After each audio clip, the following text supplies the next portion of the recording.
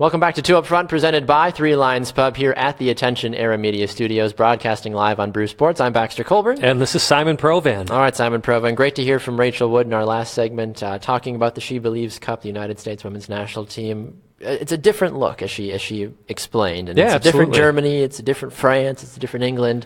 I think this is going to be very telling how arguably the four world powers in women's football do. Basically. Well, and I give Jill Ellis a lot of credit for sticking to what she said she was going to do, and that is look at a lot of the younger players, especially players from the NWSL, and she stuck with them. So credit to her for doing that. Lynn Williams, Casey Short, Jessica McDonald got a late addition as well, too, among many others that are part of that. So exciting to see. All right, let's get along to our next interview, making her debut on Two Up Front. She was just voted the most interesting player, the most exciting player, most fantastic hair. I mean, I feel like we're going through yearbook superlatives at this point, Simon, but she plays for the Washington Spirit.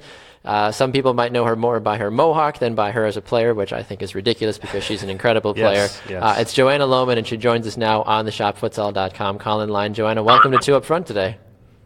Thank you, Simon. Thank you, Baxter. I'm blushing over here on the other end. A good thing we can't see you, I guess, then. But we're excited. And we were trying to do the whole video thing as well too with you today, which of course obviously didn't work out. But I have to ask, how's the mohawk then? It must not be in a suitable public state then if it's not radio or video worthy. Yeah, I have very high expectations for my hair, so it just doesn't. It live is up very to the much standards. a part of your personality. Yeah, I mean, it wasn't ready to make a public appearance this morning, and you have to listen to the mood of the hawk. So I thought audio would be the best way to talk to you guys today. The mood of the hawk. I love it. Do you have a name for your mohawk? Yeah, the fans named it the Joe Hawk. The Joe Hawk. Okay, that's cool. That Joe makes Hawk. sense.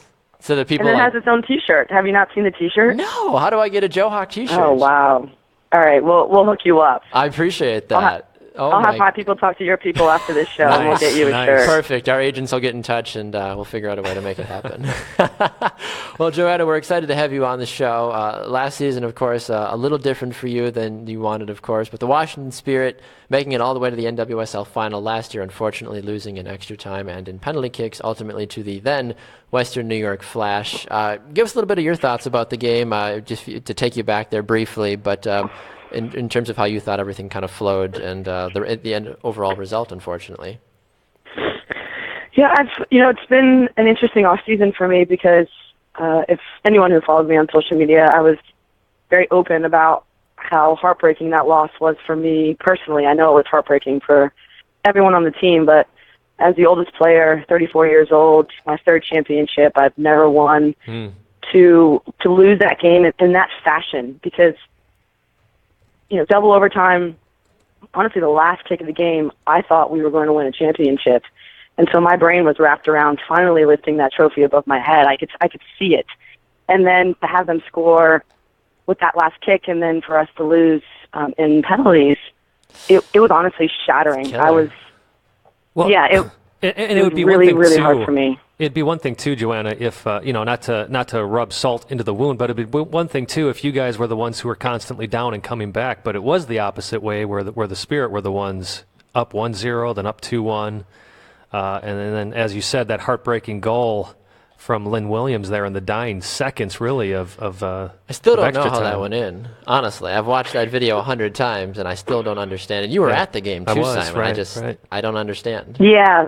I mean, I only had to watch it once. Sorry, didn't hash it up. Yeah. All credit to Western New York for never giving up, but it was extremely hard to go from thinking that you're going to win a trophy and a championship to I just lost the biggest game of my life. Mm-hmm.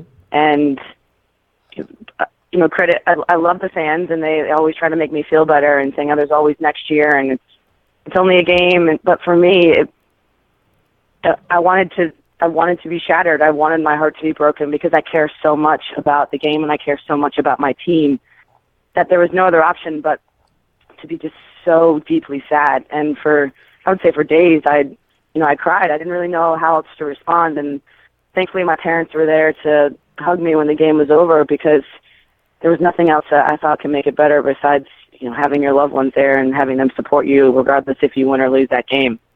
Well, speaking of next year, Joanna, and next year now being just a few weeks away here, as the NWSL officially announced their schedule. Took them long you enough. are the elder stateswoman on the Washington Spirit, especially with the massive amount of turnover your club has had in the offseason. I'm curious if Coach Gabara has talked to you at all about leadership, or if that's something that just comes naturally for you, and how this looks in this coming season. Jim and I are often in contact, and I respect him as a coach, and I think he respects me as a veteran and a leader. And I'm not the type of person that needs a captain's armband to just be myself. And I think I'm someone who leads by example, and I take a lot of pride in bringing along every single player on the team, whether it be a first-year rookie or a player that's just 1 year younger than me. I know that a team is at its best when everyone feels safe and comfortable and empowered to be 100% themselves. So that's kind of the attitude I come from. And I think since returning to Washington and playing, I really am so grateful for the position that I'm in. And it's more of what can I give to a team as opposed to what can a team give to me. And that's how I'm going to approach the season, regardless of the turnover that we have. I realize that it's going to be a huge challenge to fill the shoes that were left by Christine Nairn, Ali Krieger, Crystal Dunn, Diana Matheson, Stefania Benini. We've lost 5 to 6 very solid players, not just on the field but in the locker room. I'm sweating for you guys even just thinking about those 5 players that you just named. I'm like, good Lord. You hear the announcements, but when you hear all of those players in succession, like you just named off, it's like, holy cow, like this is literally going to be an entirely different Spirit team in 2017. It'll be a different team, that's correct.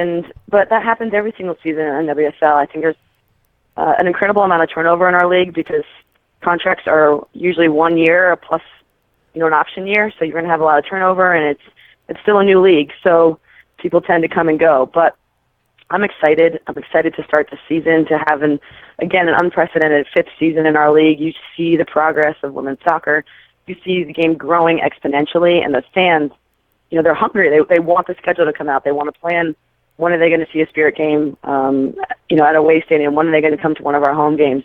And for me, that's the most important thing. Is regardless of who's on the team, is just seeing the game grow and being a part of that is such a special thing for me. Joanna, how do you top off last year opening the season with a bicycle kick goal that was beautifully placed? How do you top that in season 5 of the NWSL?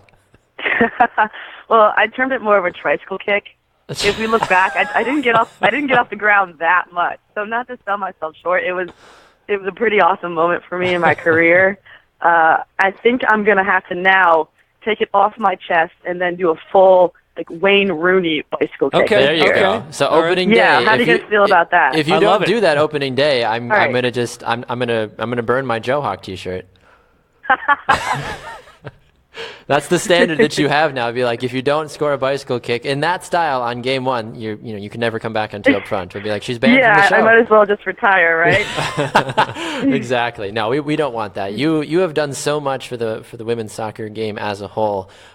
Just to kind of ask a little bit more about the league, as well as we still have a couple more minutes here with you, Joanna. What would, if you, and this is always a hard question for some people, but if you got to take Jeff Plush's job for a day or for a year, and people are like, all right, Joanna, you get to run the NWSL. What are some of the main things that you think, as someone that's been around the women's soccer game in the league for a while, what are some of the main things you're like, guys, this has to happen now? It's a really great question, and this is something I think about all the time, having played in the league for so many years. I think Jeff he's in a difficult position. We're still a new league, and we have to balance between wanting to, bust out of the gates like a thoroughbred, but at the same time understand that I've already had 2 failed leagues. We have to grow it in a way that's sustainable. So, it's wonderful to see that. I feel like we've all reached a point where we know there's going to be a 6th, 7th, 8th season. So that's the number one priority, is to create that sustainability. I think the relationship that we've built with the MLS, so having teams come in that have the men's side, that correct. So we can have the same resources, and we don't have to recreate the wheel. I think that's so important, and they have the fan base already established, so it's easy to carry over. I think that's been a great part of the league's growth. And then, I would say just creating minimum standards in each stadium with each organization, because you see a lot of, not a lot, you see that some teams have much fewer resources than the bigger teams. It's extremely difficult to replicate a Portland, the fan base, the stadium, the atmosphere, but how do you have a Portland get a little bit closer to a Sky Blue? How do you build that bridge? The gap isn't as big, and you don't see teams with 10, 11 national team players from around the world, and then other teams with zero. So I think it's going to be, that's the best thing for the league, is creating that parity. I think we have that already. That's what makes NWSL the best league in the world, is that every game is going to be a good game, but I still think we can take steps in that direction. Absolutely. Last question, Joanna. You had spent some time as a general manager back with the old Washington Freedom Futures. I know you're forever young, so I'm not trying to push you out the door by any means, but I'm curious if you've thought about post-playing career, if that's a direction you'll head in. I've been doing a lot of work off season, in the off season with my career off the field, and I see myself more, up on stage speaking in front of organizations, companies, youth teams. I want to inspire. While I have a degree in business management, and I like thinking about the mathematics and sustainability and the budget and the business plan, I have a passion to bring people along with me, to share my experiences, throughout life, which I feel like I've been quite unique in, finding who I am and how important that is for an individual. So I started, my own mantra called "Find Your Cool," and that's what I've really kind of springboarded off of, is helping other people figure out what their unique fingerprint is and embracing that person, finding their strengths, and no longer asking, necessarily in what ways is someone beautiful, but what capacity and how strong they are. And it's been a great journey for me this past offseason. I worked very, very hard, and a lot of doors have been opened. So I think that's kind of the avenue I'm going in. And, of course, I can be a consultant for the league at any point. Of course, for the right price, right? Well, and let's not let you leave, Joanna, without you plugging your own website, as you are talking about being inspiration for many people. Yeah, it's just JoannaLohman.com. And I invite people to follow me on social media. Instagram, it's Joanna Lohman 15, and Twitter, it's Joanna Lohman, and hopefully they can get a view into my life, because it's a lot of fun. I try to have a lot of fun in life besides and playing soccer is my dream come true, but I love to dance. I love to sing. I have my own girl band now, so nice. There's a lot of things that are going on in this little brain over here. That's awesome. Well, Joanna, it has been an absolute pleasure to have you on the show today, and I hope we can do this again sometime soon as well. But thank you very much for joining us on Two Up Front today. We really appreciate it. Yeah, thank you guys both for helping to grow the game, because this is awesome. Absolutely. We'll talk to you soon, Joanna. Thank you very much. All right. Bye. There goes Joanna Lohman on the shopfutsal.com call-in line. Simon, we don't have a whole lot of time left in the show, so we might as well just wrap it up here, basically. But your thoughts about Joanna, your thoughts about just anything we've talked about on the show today? We were excited to have her on. Yeah. She blew past our expectations. 100%. So, once again, thank you, Joanna, for being on the show and helping make our debut on Bruce Sports a great one. Absolutely. All right, so this is our final segment as well, too. So we'll tie in our I Believe segment as well, too, where Simon and I both toss out something we believe will happen in the soccer world. Would you like to go first, Simon? Yeah, mine's pretty simple, Baxter. With MLS kicking off, I do believe this is going to be the most exciting MLS season ever. I would completely agree with you on that one as well, and I'm going to echo that on the women's side as well. I believe that the NWSL is going to have the most diverse, but also the most exciting season as well. And I think it's going to be the most successful season. I think so. Certainly they've hope gotten so. over that hump now too, where the leagues have started and crashed. I think this new TV deal. I think everybody is so passionate about the league that is around it, and I think it's only going to go up from here on. And of course, the Orlando Pride being able to play in that beautiful new stadium, you had mentioned earlier in the show, gorgeous. man. If you haven't checked it out, folks, you have to. Go to MLSsoccer.com and click on Orlando's logo and take a tour, the virtual tour of the stadium. It is absolutely beautiful. The wall. What a great idea. That is going to be so imposing for anybody who's stepping up to take a penalty kick from the opposing team. Yep. So great work, Orlando City. Well done. We give you the virtual thumbs up. All right, Simon Provan. Well, a very special thanks to Rachel Wood, one of our women's soccer correspondents, and of course, show BFF, and just Washington Spirits attacker Joanna Lohman that we just heard from as well for joining us both on the shopfutsal.com call-in line on our first initial show here on Bruce Sports. A special thanks to you, of course, Simon, for all you do for the show and for just the general vibe and excitement that you bring to the program. Right back well, at you, Joe. Baxter. This has been an exciting time, and thank you to Bruce Sports for having us. Absolutely. Well, a quick reminder, too, if you missed any of the show, you can get it live, or you can get it on demand, rather, on Bruce Sports. You can also find it on our Facebook page as well, too. And, of course, you'll be able to hear it all on demand by going to Spreaker.com, iTunes, and iHeartRadio as well. You can find us on Facebook, as Baxter had mentioned, 2Upfront Soccer.